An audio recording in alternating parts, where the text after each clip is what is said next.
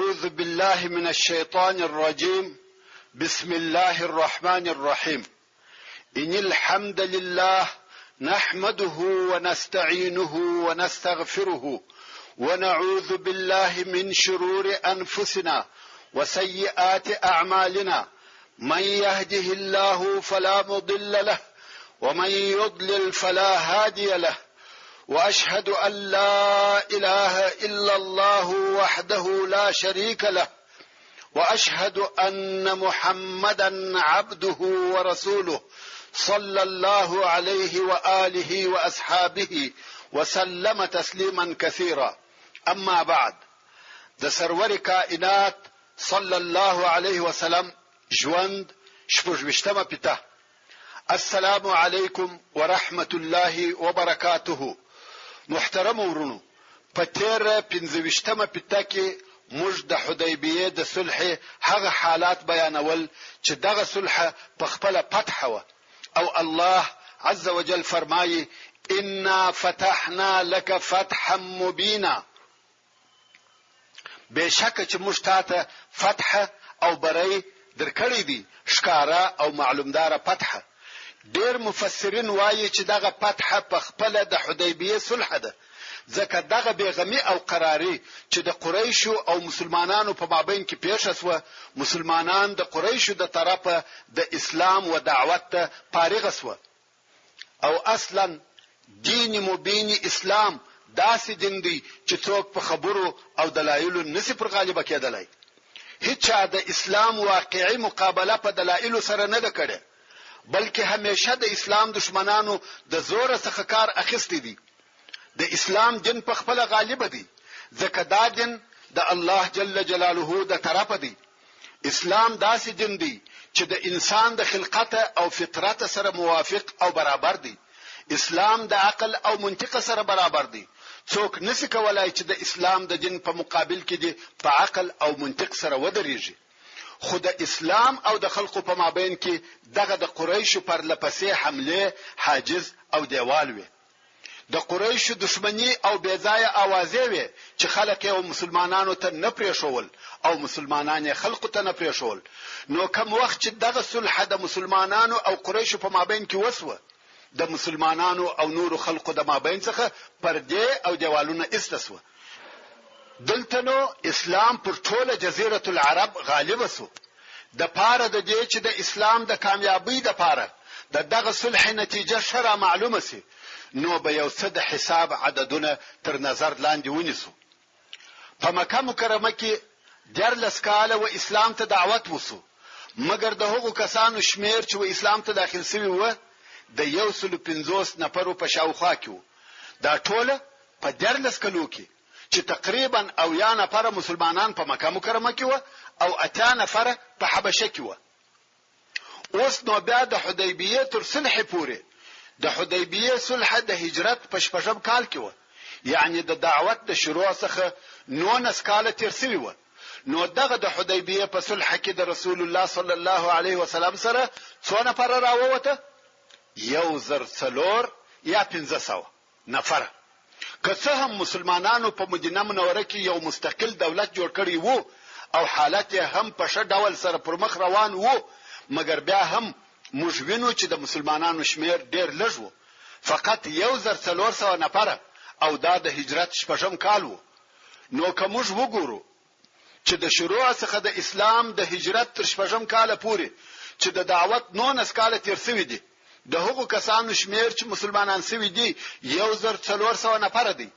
کچيري بیا شدي او کوچنیان او ځینې هغه صحرایي اعراب هم پر اضافه کو، نو به 3,000 نفر شي. مګر هغه کسان چې د رسول الله صلی الله علیه وسلم سره د مکه مکرمه په فتح کې راوتلی و، څو نفر و؟ د هغو شمیر 1,000 نفر و.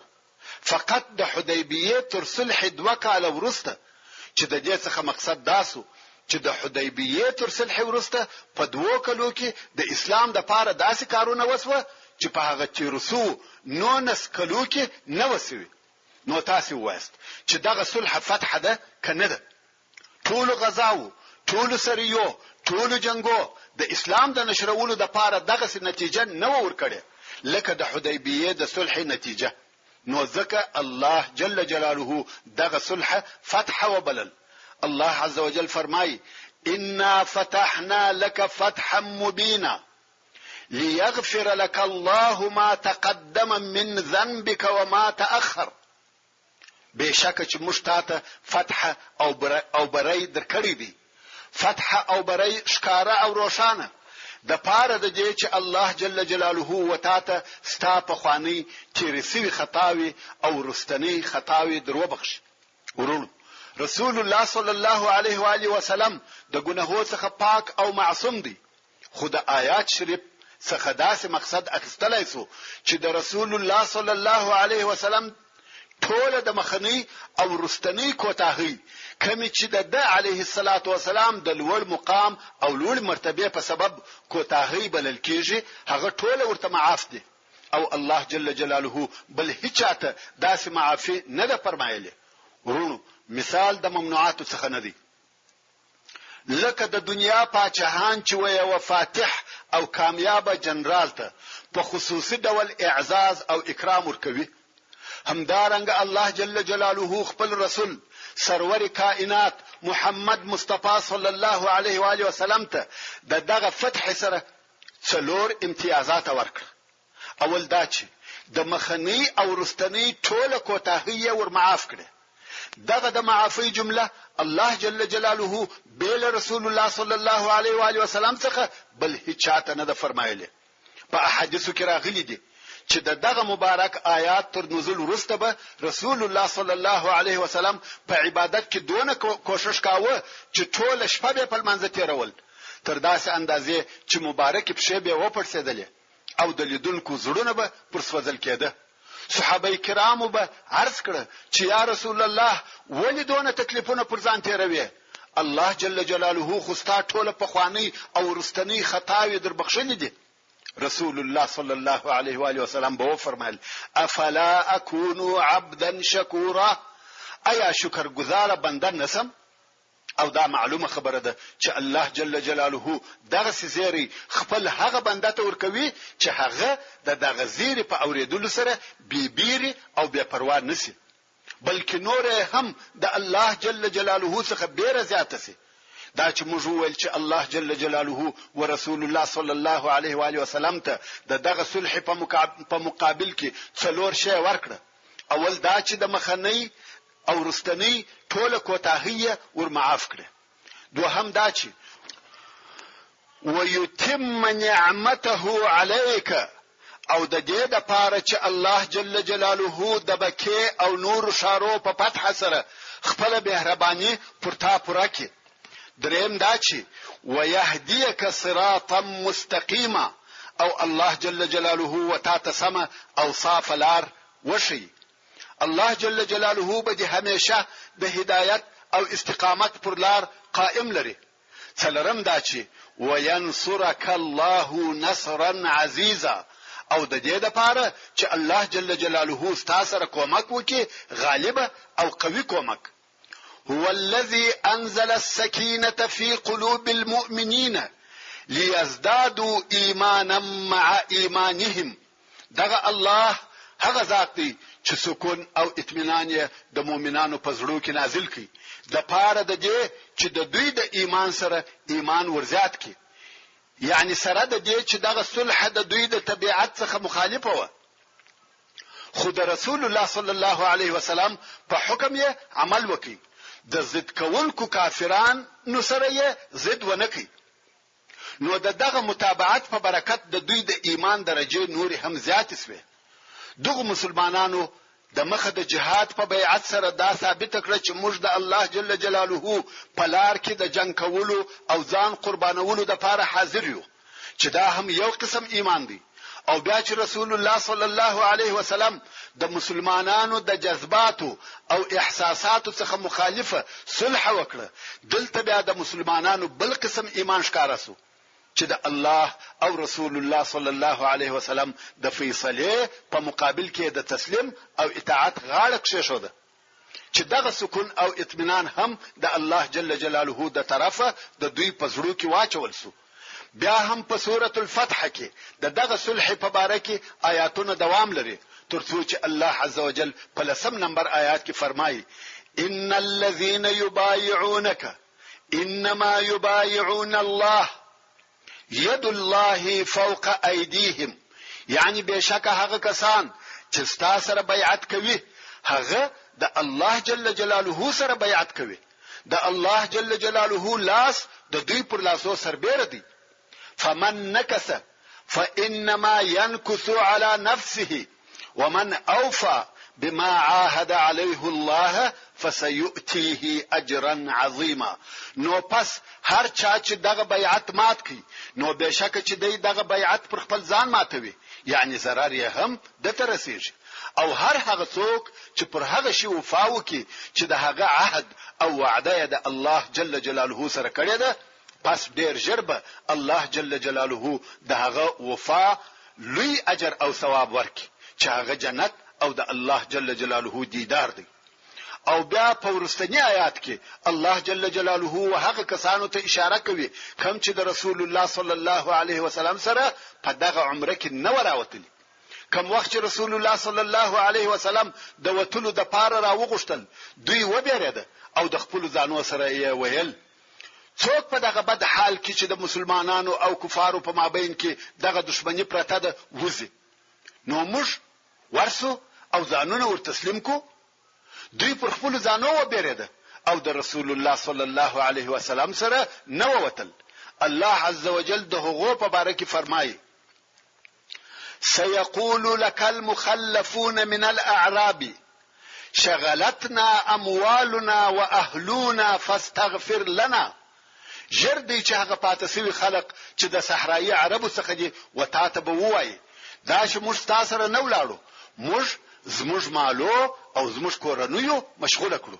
یعنی تر شام څوک نه درلوده چې زموږ د مالو او زموږ د کورنیو پالنه وکړي. نو زموږ د پاره د الله جل جلاله څخه بخښنه وغواړه. دغه اصلا هغه کسان و چې دوی په خپل مابین کې سره ویل موږ د هغه خلقو وطن ته ورسو چې هغه دلته مدینه منوره ته راغله او د رسول الله صلی الله علیه وسلم اصحاب یې ووجل. تاسو ګوري چې دغه تللي خلق به یو هم ژوندۍ رانسي ټول به هلته ووجل سي. نو الله عز وجل دغه د دوی د زړه پټ حال ورسول الله صلی الله علیه و آله وسلم ته د مخه تر هغه وشکارا کوي چې مدینه منوره ته ورسیږي. ځکه دغه آیاتونه د مخه تر دې چې رسول الله صلی الله علیه وسلم مدینه منوره ته ورسیږي نازل شو. په لار کې دا ور معلومه کړه چې تاسو صحیح او سالم مدینه منوره ته ورسیږي. نو به دغه خلق قسم عذرونه وایي او بهانه به جوړوي چې دغه ټوله درواغ دي. یقولون بالسنتهم ما ليس في قلوبهم. دغه پاتسوي منافقان به په خپل ژبو هغه څه وایي چې د دوی په زړه کې نشته. دوی په خپل زړه کې پوهیږي چې زموږ دغه عذر بالکل غلط دی او دغه د بخښنې غوښتل هم یو ظاهري ریا ده. دوی په زړه کې بخښنه نه غواړي ځکه دوی دغه خپل پاتې کېدل نه ګناه بولي او نه عقیده ورته لري. قل فمن يملك لكم من الله شيئا إن أراد بكم ضرا أو أراد بكم نفعا بل كان الله بما تعملون خبيرا. یعنی اے محمد صلی الله علیه و آله وسلم دوی ته ووایه څوک دی چې د الله جل جلاله د طرفه څخه به د عذاب په استکولو کې قدرت ولري. یعنی څوک دا قدرت لري چې د الله جل جلاله د طرفه دی یو شی ستاسو څخه دفع کړي که الله جل جلاله ستاسو د ضرر او نقصان اراده و فرمایي یا الله جل جلاله ستاسو د نفع او فائدې اراده و فرمایي. هیڅوک د جل جلاله و اراده ته تغیر نشي ورکولای. یعنی بل هیڅوک نسته چې نفع او ضرر دي د هغه په قدرت کې وي بلکې الله جل جلاله په ټولو هغه کارو چې تاسو کوي ښه خبردار دی. او پراتونکو آیات شریف کې الله عز وجل هغه علت او سبب بیانوي چې دوی په هغه سبب د رسول الله صلی الله علیه وسلم سره دغه عمره ته نه ووتل او فرمایي بل ظننتم ان لن ينقلب الرسول والمؤمنون الى اهليهم ابدا وزين ذلك في قلوبكم وظننتم ظن السوء وكنتم قوما بورا. یعنی پرشتیا سره ستاسو د نه تک سبب دغه نه دی چې دا تاسو په خلاص سره بهانه او عذرونه وایست، بلکې تاسو ګمان کاوه چې بیا به هیڅ کله رسول الله صلی الله علیه وسلم او د ملګری مؤمنان وخپل کورو ته صحیح سالم راونه ګرځي. او ای منافقانو، دغه د مسلمانانو د تباہی ګمان ستاسو په زړه کې شایسته شوی دی او ګمان کړی و تاسو بد ګمان او تاسو یو هلاک شوی قوم یاست. بیانو الله جل جلاله دغه سورت په نور آیاتو کې د خیبر وراتونکو غزا ته اشاره کوي، هغه غزا چې تر اوسه پورې نه ده پیښه شوې. ورونو، د حدیبیه صلح د مسلمانانو په زړه کې د نوې دورې شروع کېدل و، ځکه د اسلام او مسلمانانو په دشمنی کې قریش هغه تر ټولو قوي قوت، هغه ډیر معاند او شدید قوت و. او اوس چې دوی د جنگ د میدان څخه د امن او صلح او میدان ته ووته، نو د مثلث د اضلاع څخه هغه قوي زلعه ماته سو، یا په بل عبارت د هغه درو قوو څخه هغه قوي قوت مات سو. درې قوتونه څوک و؟ قریش، غطفان او يهود. غطفان خو در معلوم دي چې په نجد کې بتپرسته قبیلې دي، مګر څنګه چې په جزیره العرب کې قریش د بتپرستی نمائندگان او رئیسان و، د دوی په ګوشه کېدو سره د نور بتپرستانو توندي او تیزی پڅسوه.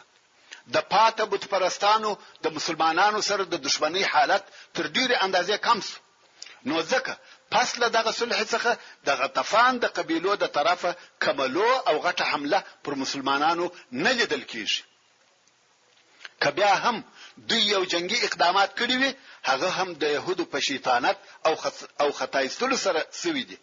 مګر يهود پس له هغه څخه چې د مدینه منورې څخه وېستل سول، نو یې خیبر د خپل دسیسو او خیانتو د پاره ځالګي وګرځول. د دوی شیطانانو هلته هګي اچولې او هلته چچان زیږول، د هغه ځای څخه د فتنې اورونه بلول. هغه اعراب چې د مدینه منورې پر شاوخوا پراته و، هغه د مسلمانانو پر ضد لمسول او په خپل يهودو په دې امیدو شپې تیرولې چې کله به رسول الله صلی الله علیه وسلم او مسلمانان ختم او فیصله کی یا لشتر لږه ډیر تاوان ورسوي. نو ځکه پس له صلح څخه د حدیبیه د رسول الله صلی الله علیه وسلم اول اقدام داو چې دغه ځالګي د بینورلو یا ورکولو د پاره په یو فیصله کوونکې جنگ لاس پوري کی. مګر دغه مرحله چې پس له صلح څخه د حدیبیه شروع شو و مسلمانانو ته د اسلامي دعوت د نشرولو او تبلیغولو د پاره مناسبه موقع او ښه فرصه برابر کړ. او په دغه وختو کې د مسلمانانو د دعوت او تبلیغ اړخ او نشاط تر جنگي او عسکري حرکتو زیات او ښکارو. نو ځکه دا به ځای نه وي چې دغه مرحله و دوه حصو ته وویشو. اول د دعوت په لار کې هلې ځلې د مځکې او پاچاهانو او امیرانو ته د دعوت لیکونه، دوهم عسکري نشاط او حرکتونه. خو څنګه چې زموږ بحث د غزاو او عسکري حرکتو په باره کې دوام درلودي، نو زه به هم اول د هغه بحث و پوره کولو ته دوام ورکم، که څه هم په حقیقت کې د دعوت موضوع تر عسکري حرکتو د مخه ده.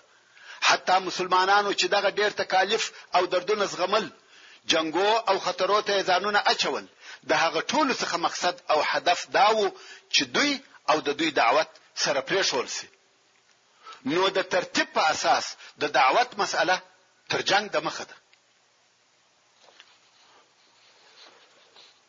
د حدیبیه تر صلح ورسته عسکري حرکتونه، د الغابه غزا یا د ذی قرد غزا.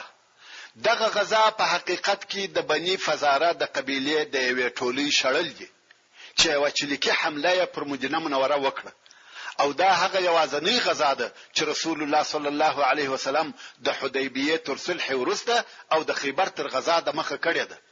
امام بخاری رحمه الله وایي دغه غزا تر خیبر 3 ورځې د مخه و، مګر د سیرت او غزاو ځینې علما دغه غزا د حدیبیه تر صلح د مخه بولي. خو د امام بخاری رحمه الله قول صحیح دی. د غزا واقعا داسې و، د کفارو څخه یو نفر چې خزاره ابن عیینه ابن حصن نومېدی او د غطفان د قبیله څخه وو. او دا خو درته معلومه ده چې د غطفان قبیله ډیره قوي قبیله و او دی د هغو کسانو څخه وو چې د خندق په غزا کې د مسلمانانو پر ضد اشتراک کړی وو. نو کوم وخت چې د ولیده چې د خندق تر غزا وروسته مسلمانان ضعیف شوي دي، نو یو امید پیدا سو چې یو بیا پر مدینه منوره حمله وکړي او ول په خپل پر مدینه به حمله نه کوو، بلکې د مدینه منورې پر اطرافو به حمله وکړو. نو غابه چې د مدینه منورې څخه لږ د باندې یو منطقه ده او هلته د مدینه منورې د خلقو کشتونه او باغونه و. څرنګه چې په دغه ځای کې ډېر درختي موجود وي، نو یې غابه ورته ویل. غابه یعنی ځنګل. په دغه ځای کې د رسول الله صلی الله علیه وسلم یا بیت المال د شیدو او شان هم ساتل کېده. نو دغه خزاره چې د عیینه ابن حسن زوی و پر دغه غابه حمله وکړه. عیینه ابن حسن زموږ په راتلونکي بحث کې ډیر ذکر کیږي. نو به یو څه معرفي کوم.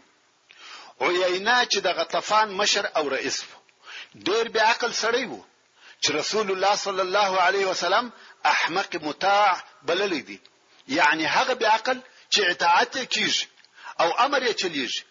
عیینه د عقل، فکر او تدبیر خاوند نو، مګر بیا هم د غطفان د قبیلو مشر و. هر حکم چې به وکي د قبیله عملی کاوه. لزر نفر لشکره درلودي. نو خزاره دغه عیینه زوی پر غابه حمله وکړه. هغه د بیت المال د اوشانو ساتونکي چې د ابو ذر رضی الله تعالی عنہ زوی وو، هغه شهید کړي. د هغه شذ او اوشان ورسره بوتله او بیرته ولاړ. فقط په دغه لږ شی کفایت وکړي. کوم باغوانان چې هلته موجود و او دغه حال ولیدي، ژر د مدینه منورې او طرف ته رهیس و.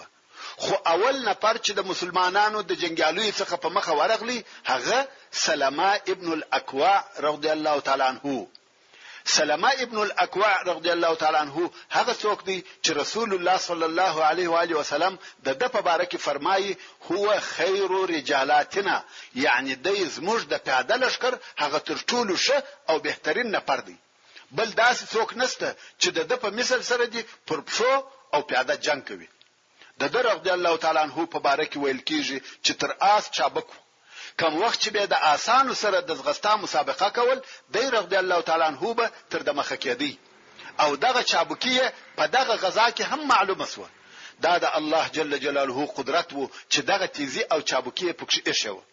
نو کوم وخت چې دغه خبر وسلمہ ابن الاکوع رضی الله تعالی عنہ ته ورسېدی، دی په خپل د هغه آس څخه راکښته سو چې دی او یو بل نفر پر سپاره او دغه آس د طلحه رضی الله تعالی عنہ ونفرته ویل ته دغه آس وطلحه ورسوه او رسول الله صلی الله علیه و آله وسلم په دغه واقعه خبر ک او دی پر یو غونډي ودرېدی. د مدینه منورې پر طرفه په ډیر لوړ आवाज ناره کړه، وا صباحا وا صباحا وا صباحا، چې دا د هغه وخت د خطر ناره او د مدینه منورې ډیرو خلکو واورېده. سلمہ رضی الله تعالی عنہ پیاده او پر پښو په خزاره او دغه په ملګرو پسې رهیسو. کڅه هم دی رضی الله تعالی عنہ پیاده بیا هم په هغه پسې ورورسېدی او هغه نفر یې په غوښ وشتل.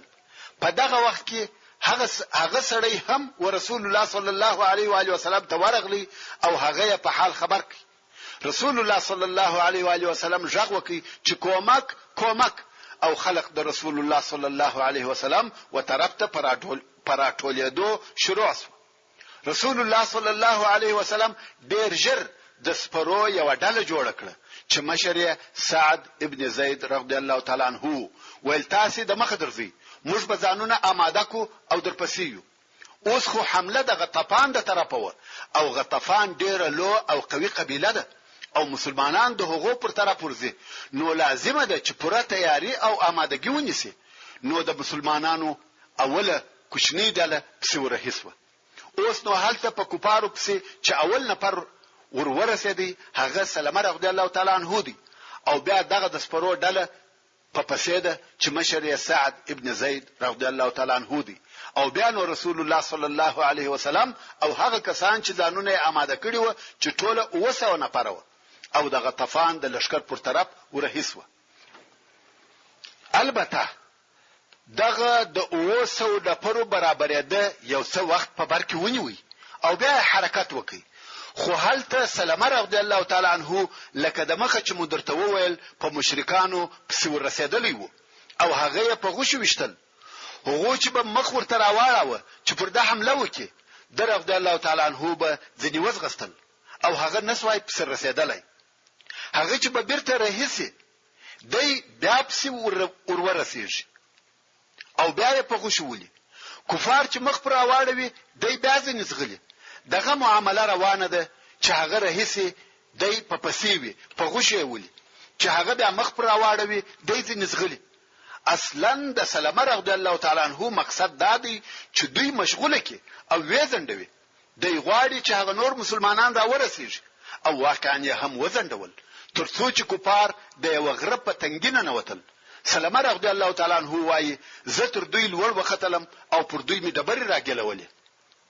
زه دغه څه په پسې ترڅو چې د بیت المال د اوشانو څخه یو پریښاوه. بیا هم زه په پسې او په غوښه ولم ترڅو چې تر دیر شو زیات چپنی او دیرش نیزه وغورځولې.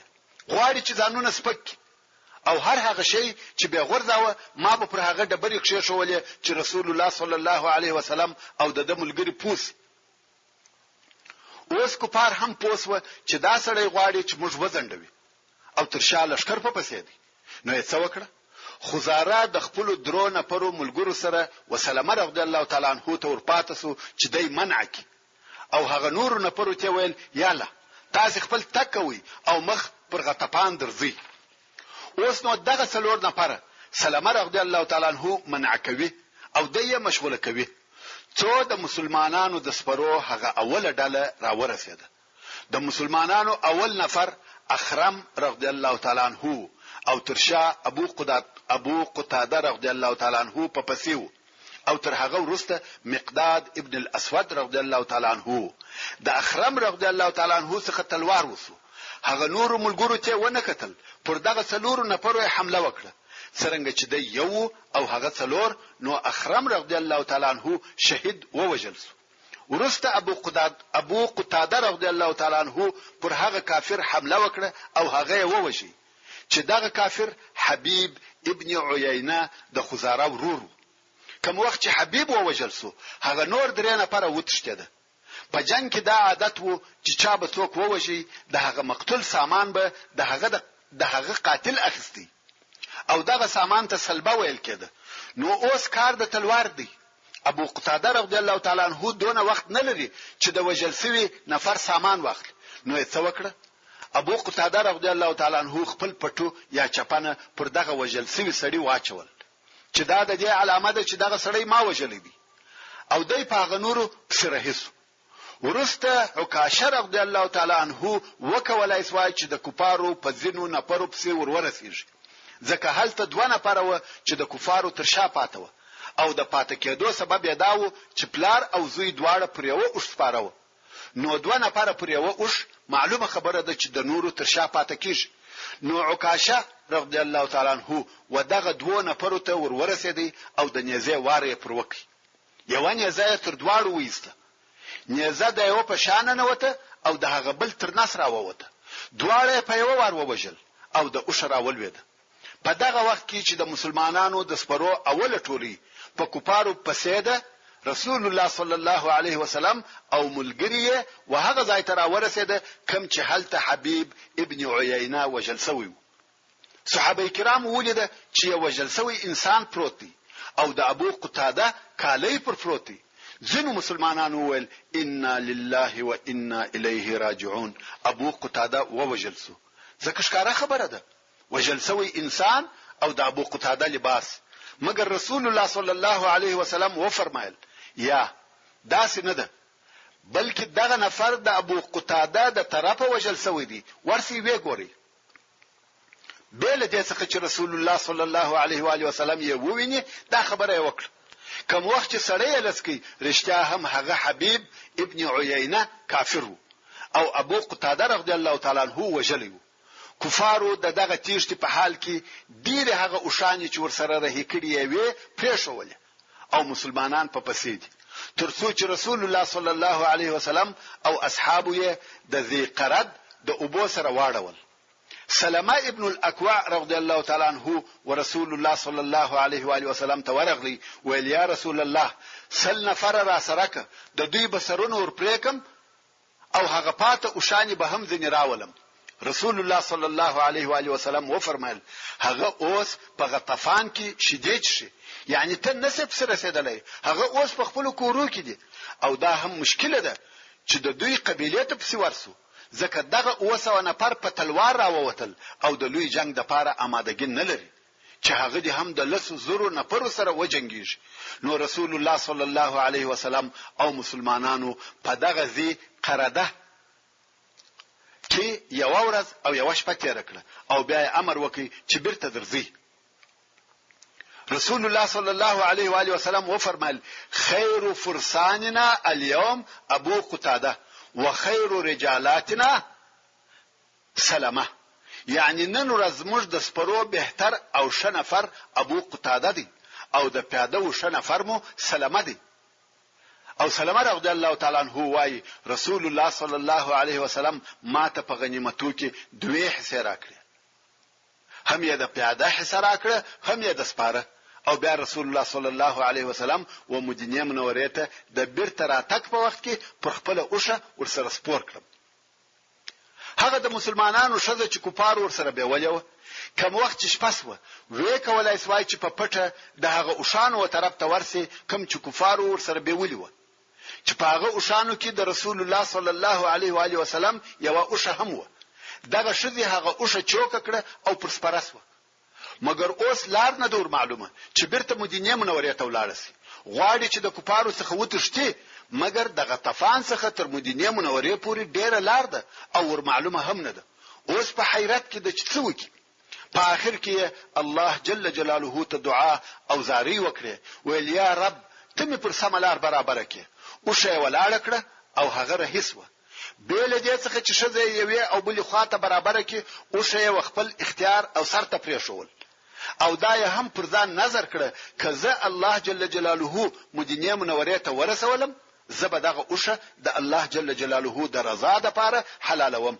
اوشه رهیده څو اخر و مدینه منوره ته د شذ سره ورسېده. شذ د کفارو د شر څخه خلاص کړه. شذ هم پر دغه صحیح سالم رسیدو د الله جل جلاله حمد وای. شذ ورسول الله صلی الله علیه وسلم ته ورغله او خپل قصه ورته وکړه او ویل یا رسول الله ما پر ځان نظر اشیو کزه الله جل جلاله خلاص کړم زبه دغه اوشه د الله جل جلاله د رضا د پاره حلالوم. رسول الله صلی الله علیه وسلم و فرمایل سبحان الله ډیر بد مکافات او بدله دی ورکړه، هغه خلاص کړي او ته حلالوي. دا وفاده په عوض د دې چې وې نازوي ځکه ته خلاص کړي ته حلالوي. او بل دا چې دغه اوشه ستا ملک نه دی، ته څنګه هغه شی نظر اجدي چې ستا ملک نه وي، ته مالک نه. نو هر هغه شی چې څوک مالک نه وي هغه نظر کړی دا نظر باطل دی. دا هم یو فقهي مسله و. د دې غزا څخه دا معلومه سوه چې ځینو عربو تر اوسه پورې دا جرأت او دلاوري درلوده چې پر مسلمانانو حمله وکړي، سره د دې چې اوس د مسلمانانو سره قوت او طاقت شته. د خیبر د غزا سبب د هجرت د اوم کال د محرم په میاشت کې د خیبر غزا پیښ شوه. خیبر یو ښار دی چې څو قلاوي پکښې وي او ډېر زراعت یې درلودي چې د مدینه منوره په شمال کې واقع دی او تقریبا او یا میله د مدینه منوره څخه لري دی. کوم وخت چې رسول الله صلی الله علیه وسلم په هغه درو دشمنو ډلو کې چې قریش، يهود او غطفان و د هغه تر ټولو قوي او معاند ډلې څخه د حدیبیه د صلح په واسطه فارغه او پوره په امان سو. نو یدا اراده وکړه چې د هغه پاتو دوه ډلو سره چې يهود او غطفان و خپل حسابونه تصفیه کړي. دا هم د دې لپاره چې په منطقه کې پوره امن او صلح راسي او مسلمانان د هغه پرلپسې خنړیو جګړو څخه د الهي رسالت او تبلیغ ته فارغ شي. څنګه چې خیبر د دسیسو او مؤامرو ځالګي و، د عسکري حرکتو او د جنگو د راپارولو معدن وو. نو دا وړ او مناسب و چې د مسلمانانو نظر اولا وهغه ځای ته ورواوړي. موږ باید دا نکو هیر چې د خیبر يهود هغه کسان دي چې د مسلمانانو پر ضد د کفارو ډلې سره راټول کړي. د خیبر يهود هغه کسان دي چې د بني قریظه يهود و غدر او خیانت ته تشویق کړه او بیا یې د مدینه منوره د منافقینو د غطفان د قبیلو او اعراب سره د مسلمانانو پر ضد ارتباطات او اتصالات درلوده. پر دې ټول سربېره دوی په خپل د مسلمانانو د جنگ لپاره ځانونه آماده کول چې په دغه کارو سره دوی مسلمانان په پرلپسې تکالیفو کې اچولي و. حتی دوی هغه کسان دي چې د رسول الله صلی الله علیه وسلم د وجلو د پاره د قشه جوړه کړې و چې د يهودو دغه کارو په مقابل کې مسلمانان مجبور سو چې دغه د سیسه جوړونکو د مشرانو د وجلو د پاره لکه سلام ابن الحقيق اسیر ابن زرام او داس نورو ډلې ولېږي. مګر د يهودو په مقابل کې د مسلمانانو واجب او لازمي وظیفه تر دغه هم لوه. خو مسلمانانو دغه لازمي وظیفه په دې سبب زندوله چې هلته یو بل لوی او قوي شریر او عنادي دشمن د دوی په مخ کې موجود وو چې هغه قریش و. کوم وخت چې مسلمانان د هغه قوي دشمن د مواجهه او مخامخ کېدو څخه فارغ شو نو دغه مجرمینو سره د محاسبې د پاره هوا صاف شو او د دوی سره د حساب ورځ رانږدې شو. وخیبر ته وتل کوم وخت چې رسول الله صلی الله علیه وسلم د خیبر د غزا د پاره د لشکر په تیارولو امر وکړي نو دا یې هم ورسره اعلان کړ چې الله جل جلاله د خیبر په فتح کولو وعده را سره کړی ده. خیبر فتح کیږي ورونو. دا خو تاسو ته معلومه ده چې خیبر زراعتیم زکوه او ډیر باغونه پکښه و. خلک هم مالدار و. مګر رسول الله صلی الله علیه وسلم دا شرط کښېښاوه چې د خیبر د فتح کولو د پاره به فقط هغه نفر را سره زی چې حدیبیه ته را سره تللی و. کوم څوک چې حدیبیه ته نو را سره تللی هغه نه غواړم او نه را سره زی. مګر اعراب او منافقونو چې واورېده چې خیبر فتح کیږي او د خیبر د فتح وعده یقیني وعده ده ځکه دا هر چاته معلومه و چې رسول الله صلی الله علیه وسلم وایي چې الله جل جلاله د خیبر د فتح وعده را سره کړی ده نو خامخا خیبر فتح کیږي ځکه رسول الله صلی الله علیه وسلم چې د هر شي په باره کې پیشګویی کړی ده هغه پر هغه قسم پیښ شوی دی او د هغه مخالف اړخ نه دی پیښ شوی. او رسول الله صلی الله علیه وسلم بل خیبر د بل هیڅ ځای په باره کې نو فرمایلی چې خامخا فتح کیږي. نو دغه نور نفر یعنی اعراب او منافقین هم پوسوه چې دغه وعده حق ده. نو یې د غنیمتو طمع پیدا سو او رسول الله صلی الله علیه وسلم ته ویل موږ پرېږده چې تاسو سره ولاړ سو. موږ غواړو چې د الله جل جلاله په لار کې جهاد وکړو. مګر رسول الله صلی الله علیه وسلم وفرمایل یا بیل د حدیبیه د نفر څخه بل څوک به نه را سره زی. خو اعراب او منافقین ډیر زاری کوي وای یا رسول الله موږ په کارو مشغوله وو موږ کورنی مشکلات درلوده ځینې کارونه او عذرونه راته پیښ و چې حدیبیه ته نه ولاړو خو اوس د وتلو اجازه راته وک. موږ د الله جل جلاله په لار کې شهادت غواړو. موږ د جهاد د اجر او ثواب څخه محروم کوو. کوم وخت چې دغه خلقو ډیر زاری وکړي نو رسول الله صلی الله علیه وسلم وفرمایل د حدیبیه تر نفر زیات کڅوک غواړي چې زما سره خیبر ته ولاړ شي ولاړ دي سي. مګر هغه نفر لره په غنیمتو کې حصہ نشته. کوم څوک چې د جهاد اجر او ثوابونه غواړي شهادت غواړي را سره ولاړ دي سي. مګر هو په غنیمتو کې حصہ نه لري. نو هیڅوک نور سره ووتی. هغه د شهادت ارزو یې څسوه هغه د جهاد شوق یې څسو. ټول د خلی خبرې وي. د منافقینو او ضعیف الایمان خلقو دغه حال هم الله جل جلاله په قران کریم کې تر دغه پیښې د مخ ښکارا کړی وو. کم چې د سورة الفتح په 15 نمبر آیات او نور آیاتو کې فرمایي سيقول المخلفون اذا انطلقتم الى مغانم لتأخذوها ذرونا نتبعكم يريدون ان يبدلوا كلام الله یعنی کوم وخت چې تاسو د خیبر و غنیمتو ته رهسي چې دغه غنیمتونه واخلي ژر د چې هغه د حدیبیه څخه پاتې شوی خلق و تاسو ته وایي موږ پرېږدي چې تاسو سره ولاړ سو دوی اراده لري چې د الله جل جلاله حکم بدل کړي قل لن تتبعونا كذلكم قال الله من قبل ودوی ته وایي هیڅ کله به تاسو زموږ متابعت او ملګرتیا ونه کوي همدارنګ الله جل جلاله لا پخوا فرمایلی و یعنی ستاسو دغه غشتنی په باره کې په خاله ماته الله جل جلاله هدایت کړی وو چې تاسو په دې سفر کې هیڅ کله نسئ تلای کولارسي نو د دې تګ معنا داس و چې د الله جل جلاله په حکم کې تغیر راغلی حال دا چې د الله جل جلاله په احکامو کې هیڅ کله تغیر او تبديل ناراضي فسيقولون بل تحسدوننا نو بیا به دوی درته وایي چې تاسو زموږ سره حسد او عناد کوي یعنی دا د الله جل جلاله امر نه دی چې موږ بنځو بلکې تاسو نه غواړي چې موږ ته ګټه او فایده ورسیږي تاسو غواړي چې د غنیمت مالونه یوازې تاسو ته پاتې شي بل كانوا لا يفقهون الا قليلا دا څنګه د لکه دوی چې وایي بلکې دوی په اسلام او د اسلام په دین نه پوهیږي مګر ډېر لږ دا نه پوهان په دې نه پوهیږي چې د مسلمانانو د زهد او تقوا مرتبه دونه لوړه ده چې دوی و دنیوي ګټو ته هیڅ نه ګوري نو کله چې په دوی کې د مال او دنیا حرص نه وي موجود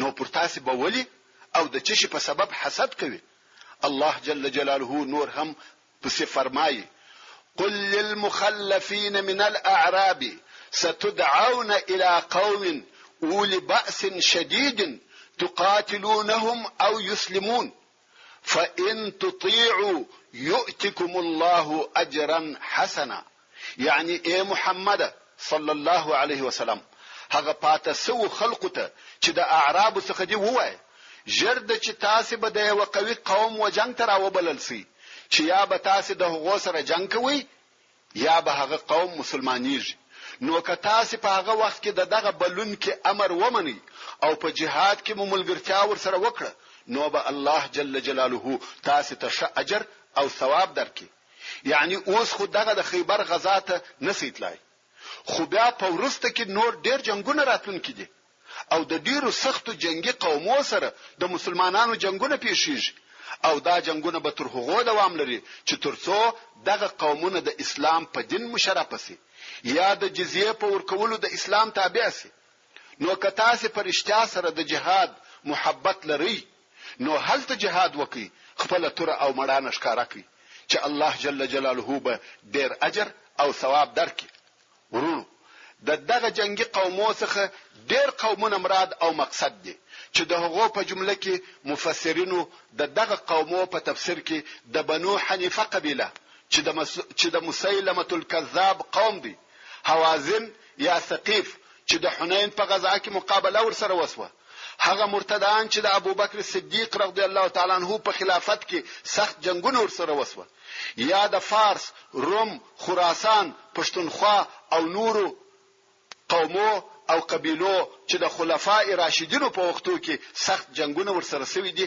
ذکر کړی دي خاصتا په کابل کې ډیر سخت جنگونه وسوه چې تر ډیره مودې پورې اوږده سوه پښتانه څو واره مغلوبه شوي او بیا به یاغیان سوه د اصحاب کرام لوی جنگي قهرمانان لکه حضرت تمیم او جبیر رضی الله تعالی عنهما هلته شهیدان سوه او د حضرت عثمان ذی النورین رضی الله تعالی عنہ په خلافت کې ټول افغانستان د اسلام په مبارک رڼا منور سو وان تتولوا كما توليتم من قبل يعذبكم عذابا اليما او کفراتلونکو جنگو کې هم پاتس واست نو لاړاست لکه د مخه چې په حدیبیه کې پاتس واست نو الله جل جلاله به وتاسته ډیر دردناک عذاب درکړي او بیا الله جل جلاله و مؤمنانو ته خطاب کوي او ورته فرمایي وعدكم الله مغانم كثيرة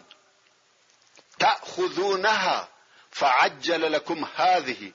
الله جل جلاله ستاسو سره د ډیرو غنیمتو وعده کړې ده چې تاسو به واخلي او جریه درکړه دغه غنیمتونه چې دغه اوس په خیبر کې اخلي. تر دې وروسته به ډیر نور غنیمتونه واخلي چې د هغو د جملې څخه یو هم دغه اوسنۍ د خیبر غنیمت دی چې تاسو به واخلي. وكف ايدي الناس عنكم، او الله جل جلاله بند یا منع کړه لاسونه د خلق ستاسو څخه. د ناس څخه دلته ډیر خلق او قومونه مقصد دي. اول د قریش لاسونه د مسلمانانو څخه د هغه صلح په واسطه بند شو، بل په خیبر کې د يهودو د طرفه مسلمانانو ته کم خاص ضرر او تاوان ونه رسېدی، او بل د مسلمانانو په نه موجودیت کې د هغو کورو او کورنۍ ته چا د تجاوز او ضرر لاس ونه غځاوه. ولتكون آية للمؤمنين ويهديكم صراطا مستقيما، او چې دغه کار د الله جل جلاله د قدرت نقشه او علامات د مؤمنانو د پاره، یعنی مسلمانان دی وپوهیږي چې الله جل جلاله څونه قادر دی او د مسلمانانو درجه په الهي دربار کې څونه ده، او رستنی ټول الهي وعده هم دارنګ پوره کېدونکې دي، او الله جل جلاله وتاسته سملار دشي چې هغه په هر کار کې پر الله جل جلاله توکل لطفا پتا واړو.